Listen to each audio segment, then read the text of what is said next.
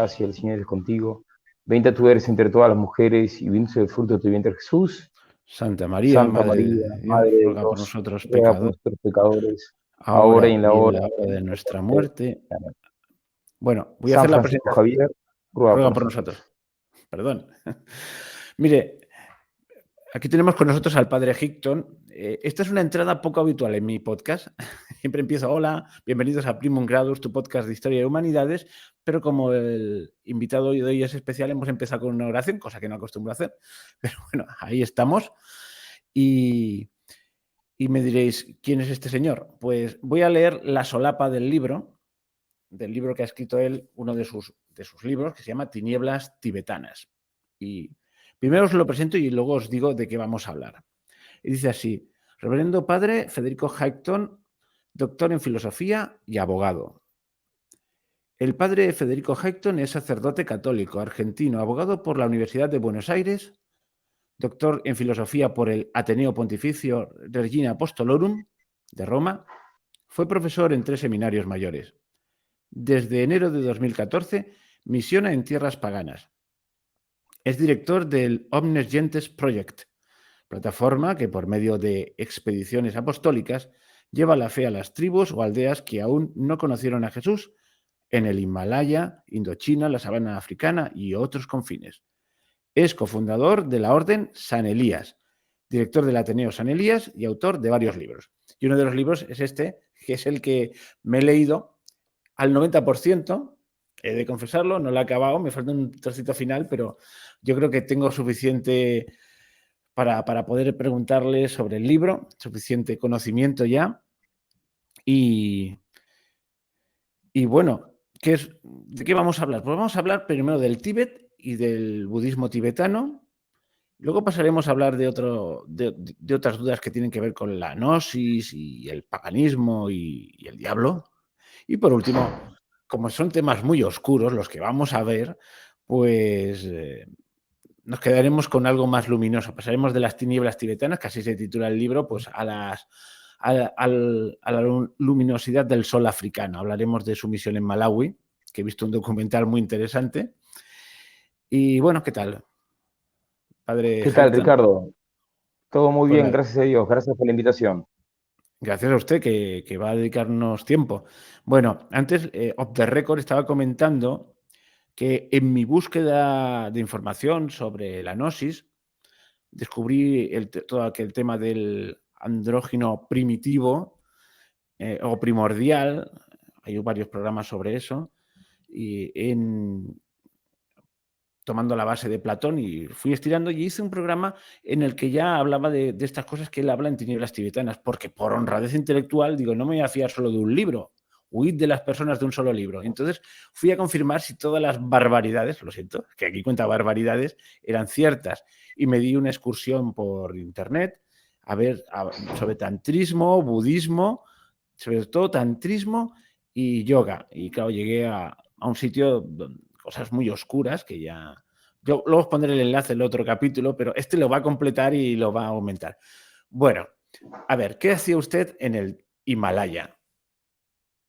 Bueno, fui a evangelizar, fui a predicar a Jesucristo, porque como dice la Sagrada Escritura en Marcos 16:16, el que crea y se bautice se salvará, y el que no crea se condenará.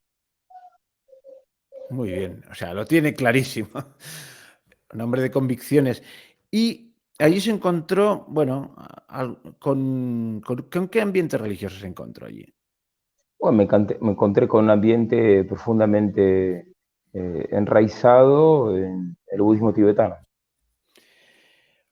Y bueno, es que antes también off the record le estaba comentando que a mí el budismo es una de esas formas de ser que me ha ido desencantando poco a poco. Y entonces dije que hace como unos cuantos años yo era de los que pensaban son gente de paz, no se meten con nadie, son simpáticos. Pero poco a poco se me fue desvelando ciertas cosas. Y el primer aldabonazo fue un libro que escribió San Juan Pablo II, que se llamaba Cruzando el umbral de la esperanza, donde analizaba varias religiones, entre ellas el budismo. Y entonces ya pone en duda de que fuese una religión, porque más bien es un sistema de vida, ¿no? Y entonces ya empezó la primera sospecha. La segunda sospecha es cuando en alguna entrevista había el Dalai Lama, que cuando le hacían una pregunta así de corte moral así más profundo, pues respondía con una sonrisa y decía, haz lo que te dé la gana, en el fondo. Digo, hombre, pues esto es poco serio, ¿no? Y luego ya testimonios de gente que vive una vida públicamente bueno, en fin, no muy acorde con la moral y que se pasa al budismo y que porque no le recrimina nada. Y luego están episodios como aquel del pequeño Dalai que pasó en España, un niño de Granada que se fue ahí. Bueno, es una cosa terrible que aquí pasa con cualquier otro, en cualquier otra circunstancia y dicen que los padres están locos, pero ahí todo el mundo lo aceptó y les cayó simpático. Que un niño de 8 años se fuese ahí al Tíbet, no se sabe qué. Por cierto, el niño ha huido, ahora ya tiene casi 40 años y está por ahí. Vamos, cosas muy raras, ¿no? Entonces dice, pues no parece una religión de paz. Esto, sobre todo cuando me enteré del premio Nobel aquel, no sé cómo se llama aquella señora, premio Nobel de la Paz, que cuando llegó a Birmania, ¿cómo se llama? Myanmar actualmente, ¿no? Se llama Birmania, pues empezó una cacería contra los rohingyas, que son una minoría musulmana, ¿no? Pues digo, hombre, me parece que aquí hay gato encerrado. Entonces tenemos la idea de 7 años en el Tíbet, la película de Brad Pitt, que todos son muy buenos y están oprimidos por los chinos, pero también me puse a investigar y vi que los tibetanos estaban en una teocracia totalitaria. Bueno, teocracia no, porque no veo mucho Dios ahí, sino en un absoluto totalitarismo pues del Dalai, ¿no? Una Claro, cosa opresiva, podemos llamar la macracia. la macracia. Bueno, pues para que la gente no piense que son prejuicios míos ni manías mías, yo quisiera que me contase, si quiere podemos ir al índice, pero es que el índice me da miedo. Por ejemplo,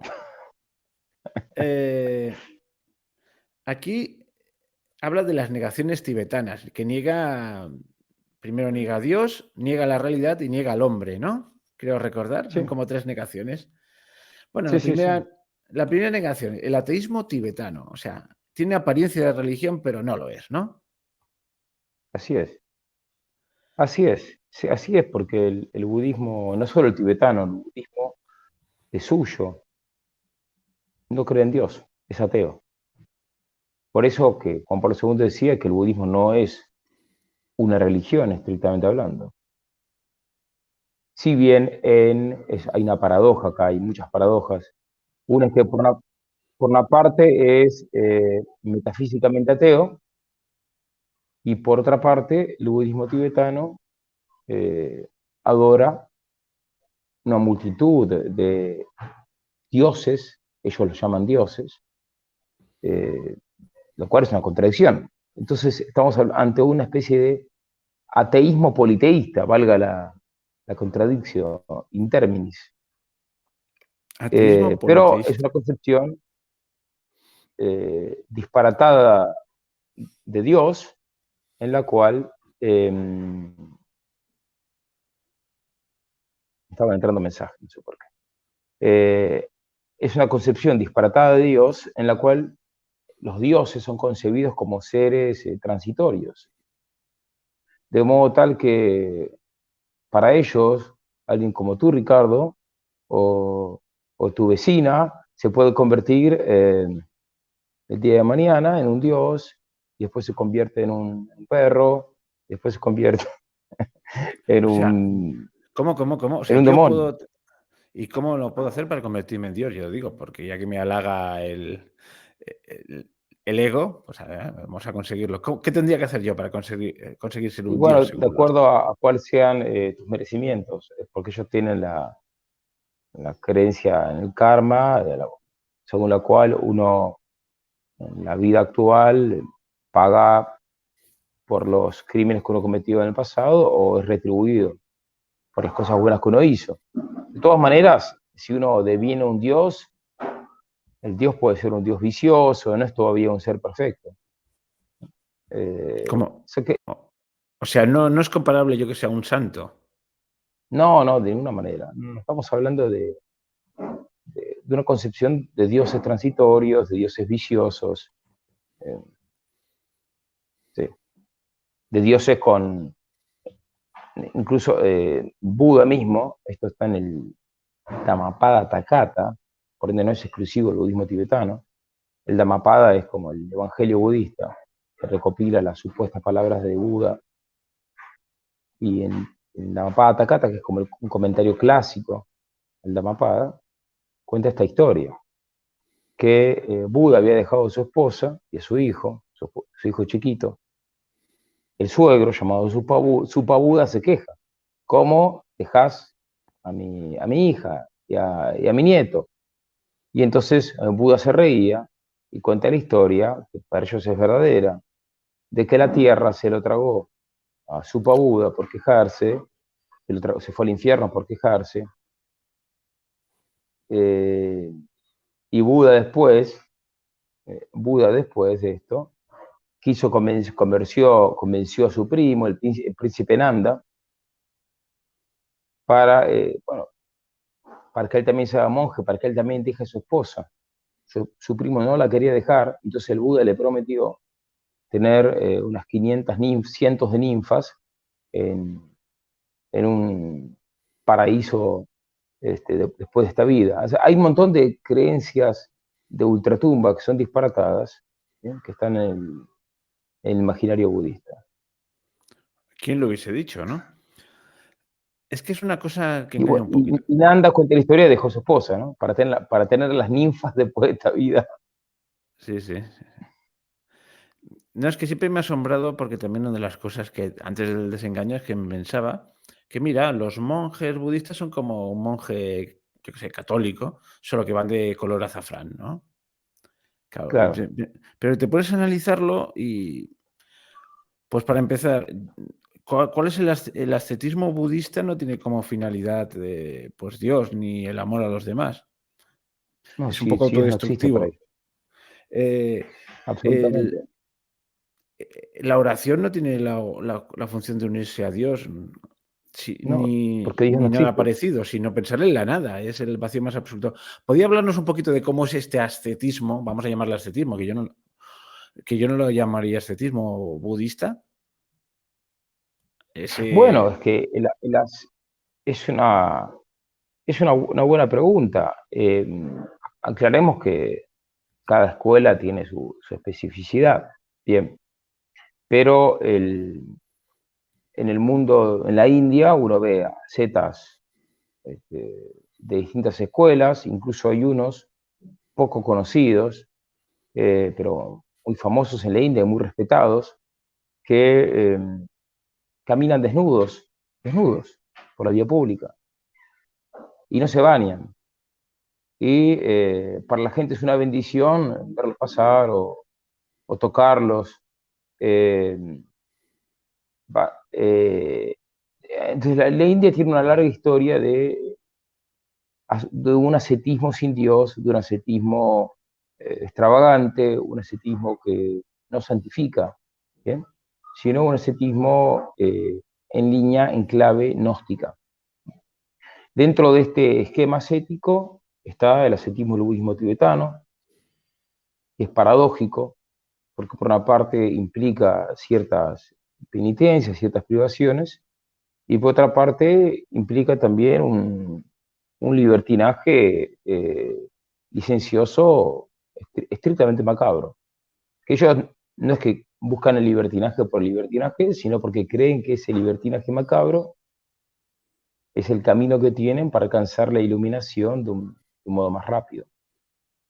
Como, entonces hay una paradoja, porque entonces eh, llevan a cabo rituales esotéricos, yógicos, fornicatorios, por una parte, pero al mismo tiempo son en un escenario macabro, con calaveras, en un cementerio, de modo tal que es algo, una película de terror. Entonces sí, sí, es una combinación eh, de, de asquerosidades, placeres y ideologías y demencias, ¿no? Eh, con la finalidad de alcanzar la iluminación. antes también off the record.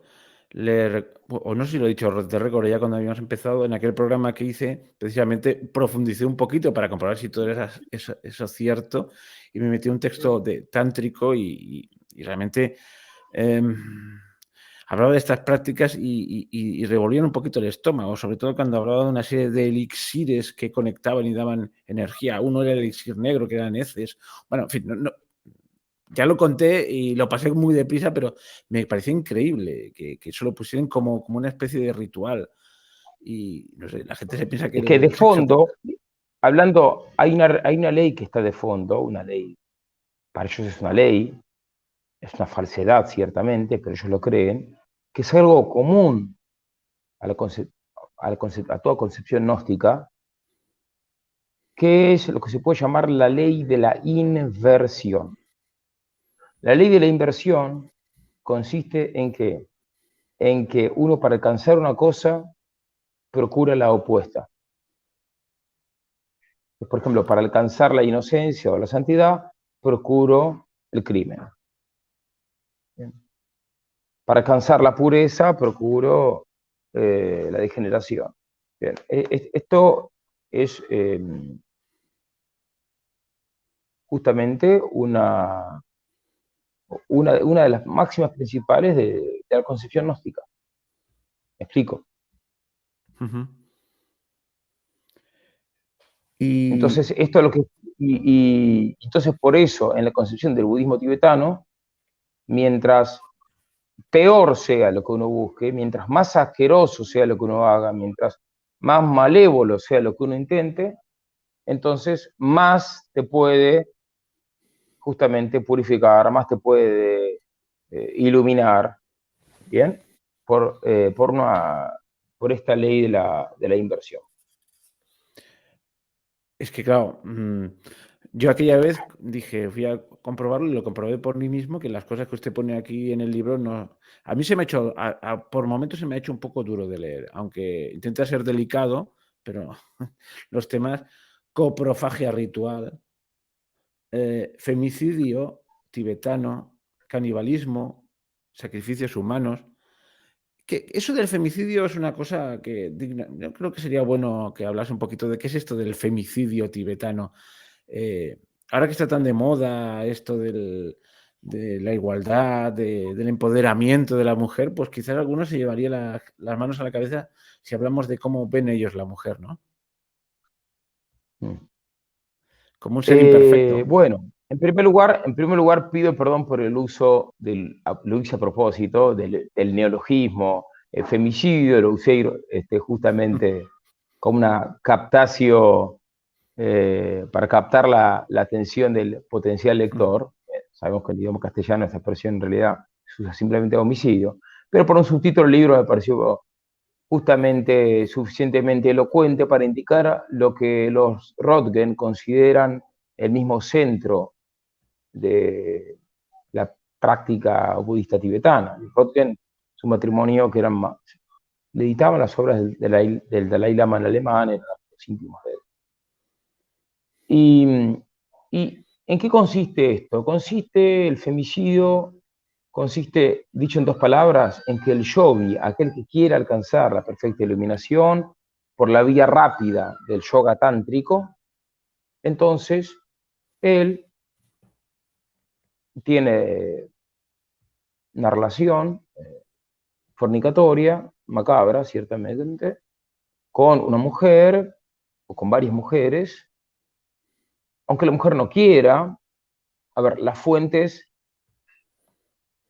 indican que aunque la mujer no quiera, se la puede forzar, se la puede, por ejemplo, intoxicándola, o al menos intoxicándola. Y de esa manera, ¿cuál es el objetivo de eso? Que este hombre, el yogi, se mate a la mujer mágicamente, no necesariamente físicamente, sino que la mata mágicamente para recibir la ginergia, esto es la energía femenina. Uno dirá, ¿qué es eso de la ginergia? Bueno, son supersticiones de ellos. Entonces, para recibir la ginergia, la energía femenina, entonces hace falta matarla. Y se la mata en ese rito sexual. No se la mata físicamente, la mujer termina ese rito y se va a su casa. Pero en la creencia de ellos ya se va muerta.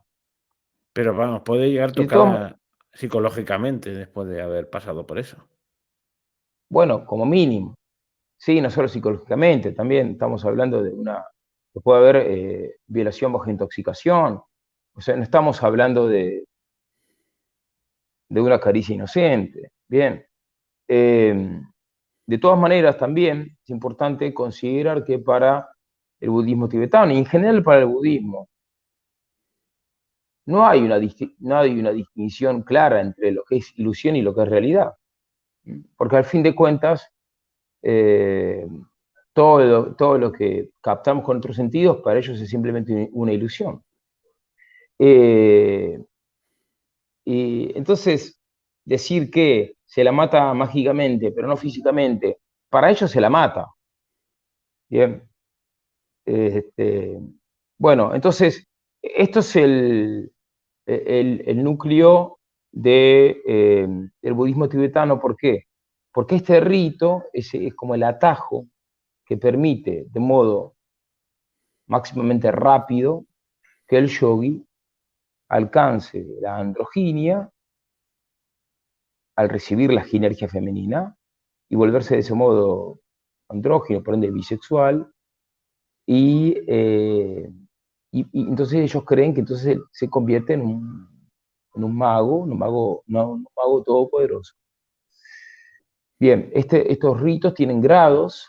El grado máximo es el yoga tántrico real, regio, con 64 consortes. Bien, en principio ese es un rito reservado solamente a una elite, quizás solamente al Dalai Lama. Hay un cierto misterio sobre eso. O sea que lo del andrógino no va desencaminado, que es lo que une a todos estos pensamientos gnósticos, porque el budismo tiene mucho de gnóstico. Así es, el budismo es gnóstico. El budismo es gnóstico, el budismo es gnóstico, el hinduismo es gnóstico, la cábala hebrea es gnóstica, la concepción filosófica de la masonería es gnóstica también, que en el fondo es la de la cábala hebrea. Y también el progresismo cristiano, eh, por lo menos en la exposición de sus autores más este, coherentes con las premisas progresistas, también es un intento de gnosticizar el cristianismo, ¿no? Uno lee, por ejemplo, el pensamiento de von Balthasar, que por muchos es tenido como teólogo católico ortodoxo, y uno se encuentra con una concepción gnóstica. Uno se encuentra, por lo menos, con elementos gnósticos. Uno lee el pensamiento de Karl Rahner, también hay, al fin de cuentas, un filo gnóstico. Uno va a un teólogo de moda, que yo ya preparé un libro refutándolo, que lo voy a publicar pronto, se llama Ansel Grun, se pronuncia Grün, que está muy de moda, mucha gente ignorante lo compra. También es un monje benedictino gnóstico. Ah, vale, sí, vale, ya Entonces, sé quién es. Es uno con el pelo entonces blanco, ¿no? sí, el gnosticismo no fue solamente una tentación de sectas de los comienzos del cristianismo, de los tiempos del comienzo del cristianismo, sino que es una tentación perenne que al fin de cuentas, podemos decir, se remonta al pecado adámico, al pecado de Adán. Podemos decir que fue un pecado gnóstico. ¿Bien? Sí, seréis como Y dioses. al fin de cuentas, el padre del gnosticismo es Satanás mismo, cuando él, eh, justamente, él quiere ser como Dios. ¿Y de qué modo quiere ser como Dios? No se quiso convertir literalmente en Dios, porque si hubiera querido eso, hubiera querido dejar de ser quien es. Él no quería dejar de ser quien es. Entonces, ¿qué quiso él? Él quiso, dice Santo Tomás de Aquino en la Suma Teológica, que Satanás quiso al pecar ser feliz por sus propios medios. Es esa autonomía en lo que toca a la felicidad. Y de hecho el budismo y el gnosticismo en general propone también un programa para alcanzar la felicidad por los propios medios. Bueno, esto se Sí, ve sí. en el gnosticismo en general, se ve en el budismo tibetano, en el budismo en general, en el proxismo cristiano también se ve, como Ansel Grum claramente. Ahora también hay un sacerdote jesuita, el padre Pablo Dors, de apóstrofe ORS, Pablo Dors, creo que es español, fundador de un grupo llamado Amigos del Desierto. También él promueve una concepción gnóstica. Acabo de leer su libro, también ya pronto publicaré algo sobre eso, pero Ansel Grum parece un padre de la iglesia al lado de Pablo Dors, pero una vez más, estamos ante distintas expresiones de gnosticismo. Por eso mi Es libro sobre Ansel Grum, que estoy por publicar, es como una continuación de Tinieblas Tibetanas. Porque en Tinieblas Tibetanas analizo la gnosis del budismo tibetano, y en el libro que ahora estoy por publicar, que se llama Ni Grun ni Green, analizo justamente el budismo del progresismo católico, que no es católico en el fondo. Y al fin de cuentas tampoco es progresista, porque no hay ningún progreso, hay un retroceso al pecado de Caín y al de Adán y al de Lucifer. Pues mire, yo quería preguntarle sobre el gnosticismo y ya usted me lo ha sacado, me lo ha servido en bandeja por aquello que hemos hablado antes de que he dicho en otros programas del gnosticismo, que es como una corriente que llega desde la noche de los tiempos y que va una corriente subterránea de agua que va teniendo sus urgencias diversas en distintas religiones, más buenas o más malas, pero a todas las parasita, porque vamos a ver, el judaísmo, pues en principio es una religión auténtica, pero también ha sido parasitada por el gnosticismo. Incluso el Islam, aunque me parece que con menos éxito, pero todos, el cristianismo desde luego, y las religiones precristianas también, en el paganismo, todas estas cosas que vienen de pues esto, de las religiones mistéricas que se adoptaron en Roma y todas estas cosas tienen mucho de esto, ¿verdad? Pues ya está, Bueno, pues mire, ¿sí? en esta línea, Ricardo, tu intuición es básicamente correcta. Hay un sacerdote, el padre Julio Membiel, autor de un gran teólogo argentino, que era hispanista, por cierto, si bien era de apellido francés. Y el padre Julio Membiel, justamente, una de sus obras maestras,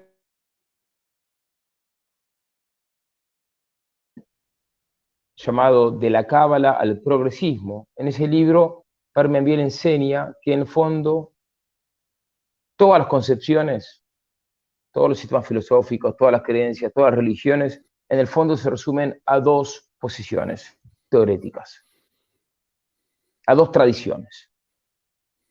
Lo que podemos llamar la tradición católica, entendida en sentido amplio, de modo tal que se incluye la revelación veterotestamentaria, incluso la revelación adámica, y por otra parte la tradición gnóstico-cabalística. Las dos concepciones, la concepción católica, entendida lato sensu, y la concepción gnóstico-cabalística. Al fin de cuentas, esto nos sirve para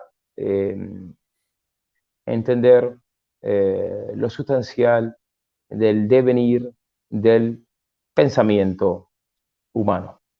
Sí, porque, bueno, está derivando a sitios curiosos esta entrevista, pero en este programa, que algunos habrán quedado sorprendidos porque hemos empezado rezando y tal, pues no está encarado con un marcado cariz religioso, aunque yo no, en algunos sitios he dicho que soy católico y tal, pero muchos de los que han intervenido aquí no se reconocen católicos, ni siquiera creyentes, pero sí que tiene un sistema de pensamiento opuesto a este cabalístico y gnóstico. Me da cuenta que hay mucha gente que es como efectivamente va más allá de la religión, o por decirlo de una manera. Hay mucha gente que piensa bien y está alineado a esta parte del pensamiento que usted dice. Y son la gente que más o menos se me va enganchando al programa, ¿no? Por ejemplo, tengo una persona que conocí a través del podcast que vive en Japón, seguramente oirá este programa y se sentirá identificado, que me consta que no es para nada creyente, ¿no? Pero sin embargo tiene unas posiciones de un sentido común aplastante, porque el gnosticismo lo que hace al fin y al cabo es buscar el conocimiento, pero no a base de usar la razón, sino a base de usar métodos como atajos extraños, ¿no? Entonces este hombre, pues, se ha dado cuenta de que, bueno, pues, de ciertas cosas simplemente pensando naturalmente, en el sentido de que, por ejemplo, tiene una lucha encarnizada contra el veganismo, ¿no? Porque él lo ve como una secta, hice un programa con él y digo, ¿cómo quieres que titulemos este programa? El veganismo mata o algo así, o el veganismo asesino. Digo, no podemos poner ese título porque sería demasiado. Y me pasé un poquito igual que con los budistas, que yo pensaba que al final los veganos eran gente así un poco rara, pero claro, él me fue abriendo los ojos y descubrí que también hay mucho de gnosticismo, mucho de sectarismo y mucho de pensamiento así mágico e irracional, ¿no? Y es Bueno, absolutamente sectario. claro. Además, en el veganismo, cuando te metes en una página vegana, estás a 2 clics de llegar a una página web para la autoextinción del género humano. Es curiosísimo. Entonces, claro, Está una, relacionado. Es que es lo lógico. Mi papá escribió una novela magnífica, titulada La tesis distante, y donde justamente un personaje llamado Hans, justamente que tenía como la pregunta de si volverse ecologista o no, y si volverse o no vegetariano. Y llega a la conclusión que no podía volverse vegetariano porque si se volvió vegetariano, porque las plantas también viven, entonces si era coherente, entonces lo que tenía que hacer era dejar de comer carne, dejar de comer vegetales, o sea, no comer nada, comer aire, y entonces uno se muere. Entonces, es que el veganismo coherente lleva necesariamente al extincionismo. Por eso yo respeto a los extincionistas, que son una minoría ínfima, porque son coherentes con las premisas. Casi ningún vegano es coherente con las premisas.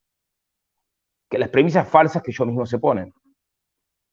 esta es otra de las tesis que sostiene Emilio, este amigo mío. Dice, todos al cabo de 2 meses dejan de ser veganos, aunque sigan diciéndolo de boquilla. Dice, porque es imposible y tal, y es muy duro. Y bueno, se dedica pues sistemáticamente. Yo al principio pensaba que exageraba, pero entiendo que es una campaña particular que él tiene, pero muy justa, ¿no? Porque realmente escarbas un poco y te das cuenta que lleva a situaciones tremendas, ¿no? Desde personas que dejan morir a sus hijos por no darles de comer y cosas de este estilo. Es Qué curioso, locura. es que estos justo están en el lado ese de, o sea, el mundo hay como 2 grandes fuentes de pensamiento.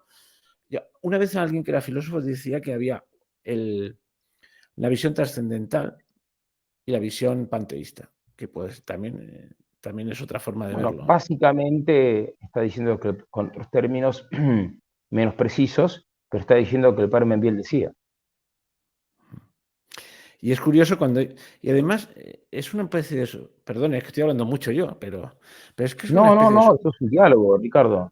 de No, no, por subversión, favor. de subversión del lenguaje. Cuando ellos hablan de meditación trascendental, no trascienden nada.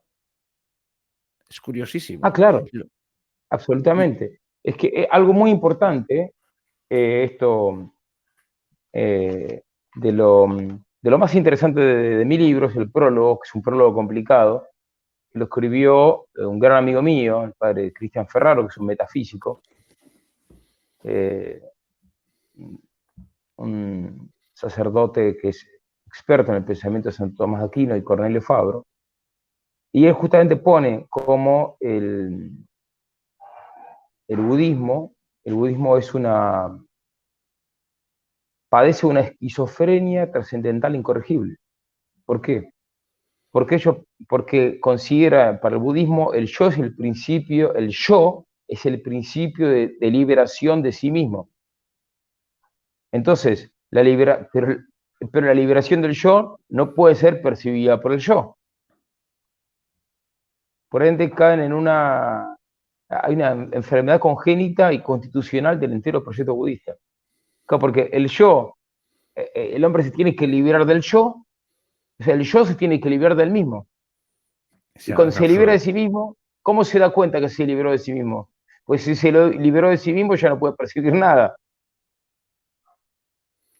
Sí, claro. Y además, si se libera de sí mismo, ¿qué queda? No queda nada. Ujú.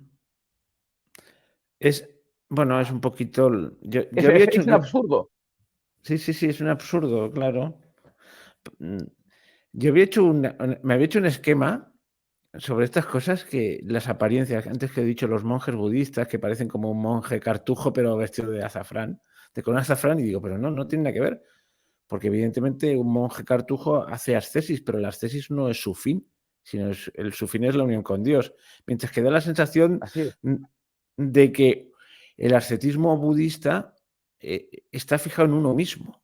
Es que es curioso, donde ponen la vista, ¿no? En uno mismo, en a Bueno, ver sí, hasta sí. dónde llego. Claro, con lo Es cual que dices, generalmente la posición yógica, justamente, hasta visualmente, se concentra como en el propio ombligo. Bien, en cambio, a Cristo se le representa siempre crucificado, como mirando a la humanidad para salvar la humanidad, y con la cruz, el brazo horizontal de la cruz, el madero horizontal, que busca abarcar la humanidad entera para salvar a todos, y el vertical que apunta hacia Dios. Pero en el budismo es el Buda mirándose como, como reconcentrado sobre sí mismo. Estamos en las antípodas del amor hacia Dios y el amor al prójimo. Estamos en la reconcentración sobre uno mismo. y ahora me estaba acordando de en el siglo XVI en España se dio una especie de herejía que era aquella, bueno, no solo en España, en otros sitios, del orbe católico, que era el quietismo, que era un ascetismo muy Sí, parecido al budista, de autocontemplación, y sí, siempre que a Teresa de Jesús, a Santa Teresa, le llegaron a. Pues siempre hay gente que no comprende las cosas, le llegaron a presentar ante la Santa Inquisición, ante la Inquisición, acusándole de quietista. Pero claro, tú ves cómo es el ascetismo de Santa Teresa, aún lo más arrobado y cuando siente el amor de Dios, siempre está sintiendo el amor de Dios, no se está contemplando a sí misma, uno. Dos, absolutamente. en una, Claro. y como el ascetismo este de los budistas, el de los quietistas también tiene esta cosa. Como el cuerpo va por un lado y el alma va por otro, cuando no estamos en el quinto grado de abstracción, estamos fornicando. Era curioso. Mientras que el de Santa Teresa, porque es una cosa que ocurría, eh, pues el de Santa Teresa en un momento dado era capaz de decir aquello de cuando perdices, perdices, ¿no? Dice, bueno, no, el fin no es la ascesis, no es ser lo que yo aguanto, ¿no? Aquí mortificándome. Pues, ¿sabe la anécdota, Así ¿no? es, Ricardo. De cuando perdices, perdices. Así es, Que, Ricardo. Así es. que, una vez le invitaron a comer a casa iba con una monja y le invitaron a comer a una casa de una señora de buena posición y le pusieron perdices. Y ella se puso a comer perdices, bien, le gustaban. Y la monja se quedó como un poco escandalizada de que la madre superiora estuviese comiendo perdices y no se mortificase. Y ella dijo, cuando perdices, perdices. También se da gloria a Dios. Es decir, no es una especie de masoquismo. Y luego otra cosa que me hace mucha gracia es lo de la oración. ¿No? Aquí usted dice en el libro que a veces rezan a una piedra o algo así, ¿no? Así es. Bueno, esto yo lo vi, ¿ahí me escuchás? Sí, sí, le escucho, lo que sea congeló la imagen, pero bueno, lo importante es lo que usted diga. Ah, sí, voy a recuperar imagen, voy a recuperar imagen. Tampoco es muy importante. Te decía que, bien, bueno, esto de la piedra, de rezar una piedra, yo lo comento justamente que es, de hecho cuido los términos cuando lo digo, es algo que lo vi yo en el Himalaya, ¿bien? En No una se lo han sociedad contado, lo ha profundamente, visto. en una sociedad profundamente budista, digamos, inquisitorialmente budista, donde no se toleraba un tris de cristianismo. Bueno, ahí había una tremenda superstición para la adoración de una piedra. Es una cosa concreta que yo vi. Un budista, digamos, ortodoxo me diría, bueno, eso no es budismo. Bueno, yo lo que digo es, esto yo lo vi en tierras profundamente budistas, lo cual es muy interesante porque el budismo tibetano, eh, en su configuración folclórica, costumbrista, eh, es, hace cosas que son insólitas, ¿no? Yo, por ejemplo, me pasó en concreto de ver personas que a sabiendas le rezan a demonios, y yo, como misionero, trataba de convencerlos de que no le rezan a demonios. O sea, ellos sabían que eran demonios. No es que ellos creían que eran buenos, no, sabían que eran demonios. El caso más extremo a este respecto me tocó vivirlo en la aldea de Lachu. Lachu, una aldea en el lado indio de la plataforma tibetana, perdón, de la meseta tibetana. Y es un lugar donde, si uno busca en internet, Lachung, uno lo encuentra en Google Maps. Ahí no llega la policía. Y ahí, dentro de todo, tiene una buena situación económica. Ahí llegan algunos turistas. Y ahí los budistas tibetanos son radicalmente budistas. No se permite la evangelización. Si uno va a predicar ahí, perfectamente te pueden matar y no pasa nada. ¿Bien? Y ahí me pasó como yo me había enterado de esto, de los pactos con los demonios, llegué y le pregunté explícitamente a la persona que me invitó a su casa, bueno, yo provoqué la invitación, reconozco, le pregunté si le ofrecían sacrificios a los demonios. Y me dijo abiertamente el dueño de casa que cada familia en Lachun tiene un pacto con un demonio, que es el demonio de la familia. El demonio de la familia. ¿Que saben que es un demonio? Sí. Y entonces llaman al monje tibetano, que son los únicos ministros religiosos de ese lugar, una vez por año a que ofrezca un sacrificio animal en honor de ese demonio. Si es una familia rica, va a ofrecer un yak. Si es una familia pobre, un animal más sencillo. Y yo le pregunté, ¿y qué pasa si dejan de ofrecer el sacrificio al demonio? Y me dijo, bueno, no, el demonio se vengaría. Entonces yo traté de convencerlo para que no le ofrezcan más sacrificios a los demonios. Y se enojó la persona. O sea, corrí riesgo realmente por oponerme a la demonolatría, literal. Y yo por eso lo pongo en el libro. Caramba. Ya que ha salido este tema, y en general, ¿usted considera que, no solo en el Tíbet, todas estas reminiscencias así de paganas, de dioses, demonios, no sé, vamos a poner un ejemplo, voy a ir más concretando. Ahora que se está revitalizando tanto el indigenismo en la América hispana por ciertas, por ciertas corrientes, yo qué sé, la Pachamama, los dioses antiguos originarios y tal. ¿Realmente usted es de los que piensan que detrás de eso había cultos demoníacos? A ver, es muy sencillo, Ricardo. La realidad es que entiendo que este programa lo escuchan personas que de pronto no creen en Dios o quizás Sí, bueno, no son cristianos, pero, se le aseguro que la sí, que así realidad es. es, creamos, sea que las personas crean o no crean en Dios y en los demonios existen, es un hecho objetivo. ¿Bien? Aquel que dude que vaya a un exorcismo, y bueno, si tiene la oportunidad y lo puede corroborar. Los demonios existen. Bien, y como los demonios existen, entonces los demonios naturalmente quieren hacerse adorar, quieren ser adorados. Bien, entonces como quieren ser adorados, entonces le ofrecen algo a cambio a las personas.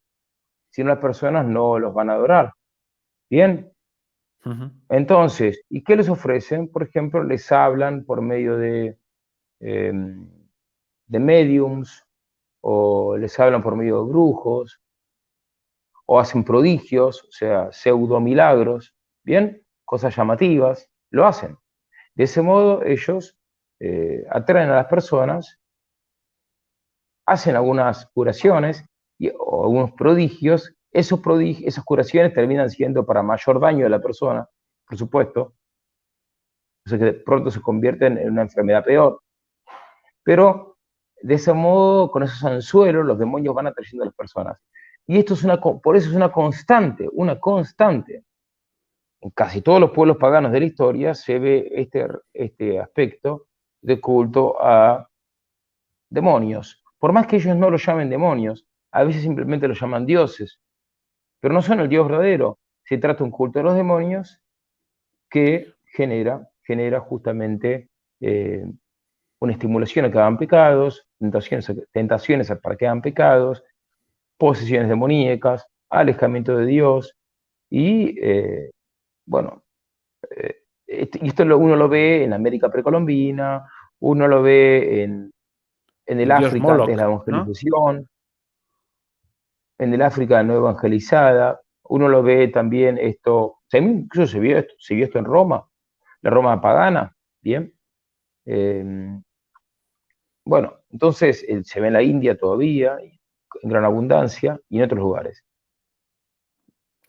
Sí, es un recorrido por la geografía de los sacrificios humanos a lo largo y ancho, ¿verdad? El Bueno, y dios aquí. se vio en grado extremo en el caso de México. El caso de México, donde los aborígenes practicaban la guerra florida para obtener prisioneros vivos, ejecutarlos en honor del sol.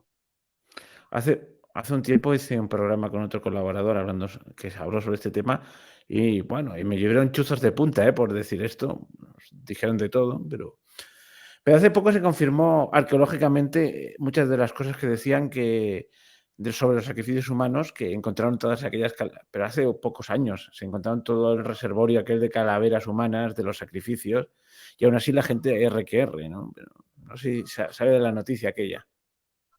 Bueno, Se encontró, yo en se Perú, encontró cuando era seminarista, fue una vez a Perú, a, hicimos unas peregrinaciones a las iglesias hispanas y también pasábamos por alguno de estos lugares de ruinas aborígenes y nos mostraron el lugar con total naturalidad. El guía turístico, que era indigenista, nos mostró el lugar, a pesar de que era indigenista, tuvo la sinceridad de mostrarnos el lugar donde sacrificaban niños de modo ritual. Bueno, eso son sus costumbres, hay que respetarlas y esas cosas que dicen ahora. No, pues aquí en Europa, evidentemente esto ya había pasado a la historia, pero con la inmigración han venido estos ritos y es muy habitual que de pronto te encuentres un papelito de brujo africano, no sé qué hace, pero hago brujería blanca, brujería negra, consigo no sé qué, amores, amar, unas cosas tremendas. Claro, dije, pero ¿cómo me han dejado esto en el buzón? Bueno, hace tiempo ya que no lo recibo, pero en toda temporada, cada X tiempo, o me daban una tarjeta directamente, ¿no? Dices, que ¿esto dónde ha salido, no? Bueno, en fin, que está muy en boga. Cuando uno deja de creer en Dios, no es que no crea en nada, sino que cree en cualquier cosa, ¿no? Decía Chesterton, pues me parece que van por ahí los tiros. Que hay gente Así que... es. Y bueno, y la Sagrada Escritura, que es palabra de Dios, justamente ya nos advertía contra esto, lo leemos en el Salmo 95, que dice que los dioses de los paganos son demonios. Salmo 95. O sea, que cuidadito con la Pachamama. Y por Bueno, cierto, de hecho, la Pachamama es un rito que también está presente en el budismo tibetano, como pongo en el libro, ¿no? Y es así. precisamente, estamos hablando de una creencia supersticiosa, una madre tierra voraz, deseosa de sangre humana. Caramba, ¿cuántas Ningún, coincidencias hay? ningún, ningún picnic ecologista y alegre. Estamos hablando de algo realmente macabro. Ni siquiera vegano. No, no, no. Bueno, pues ahora si le parece, no sé cómo va usted de tiempo. Ricardo, me tengo que ir porque tengo ahora un apostolado con una persona media comprometida. Sí, Bueno, pues hombre, dos pinceladas.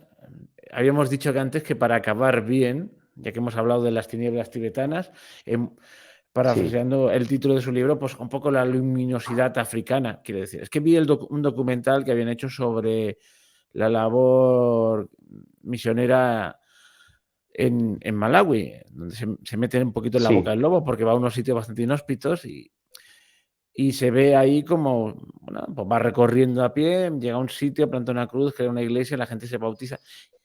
Es todo como muy alegre, pero claro, yo cuando veía aquello, bueno, alguna vez se veían las dificultades también, ¿no?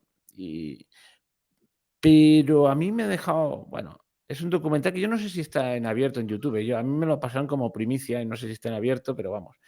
Sí, está abierto, está disponible. Sí, sí, sí. Pues ya buscaré luego el link para ponerlo en la descripción, para que la gente lo vea, para que se lleve un buen sabor de boca.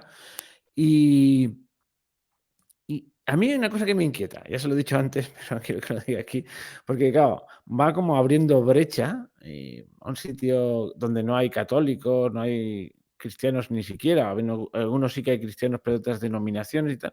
Usted llega, planta la cruz, monta una iglesia, bueno, por lo menos una protoiglesia, una cabaña bien diseñada con su altar, la gente se bautiza, predica, se ve a los niños, a los negritos, bueno, negritos no es despectivo, es cariñoso, rezando el Ave María en latín, el Pater Noster, me hace mucha gracia.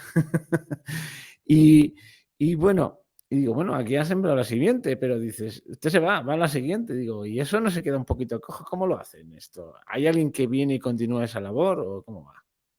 ¿Cuál es su función? ¿Es simplemente abrir brecha? Ricardo, bueno, justamente precisamente el lugar del documental es hoy en día es parroquia. Es la parroquia de San Elías, tiene un Bien, administrador parroquial, que es un sacerdote nativo. De hecho, es el vicario general de la diócesis, no es cualquiera. Es el que está encargado de la administración parroquial de ese lugar. Y ahora, en julio, por la gracia de Dios, es la misa de la inauguración de la segunda parroquia, que justamente va a ser atendida por sacerdotes ya designados por el obispo. Por ende, nuestra pues tarea es la de hacer operaciones especiales como comandos para abrir una brecha en medio más allá de las fronteras, en orden a plantar los cimientos de la iglesia, y después es el obispo local que provee, que manda sacerdotes a atender, a encargarse de la conservación de eso. pues me alegro mucho, porque tenía esa inquietud. Digo, hombre, los ha dejado aquí Muy bien. ante los leones. Bueno, pues yo no le entretengo más y muchas gracias por dedicarnos su tiempo. Bueno, Ricardo, Pues muy no, amable, por muchas favor. gracias. Perdón Que que ya me está. tenga que ir, porque me había comprometido, de hecho ya estoy Pues no llegando pasa tarde. nada, solo faltaría. Hasta la Bueno, próxima. Adiós. bueno, Ricardo, hasta la próxima. Un gusto haberte conocido. Lo Viva Cristo mismo Rey. digo.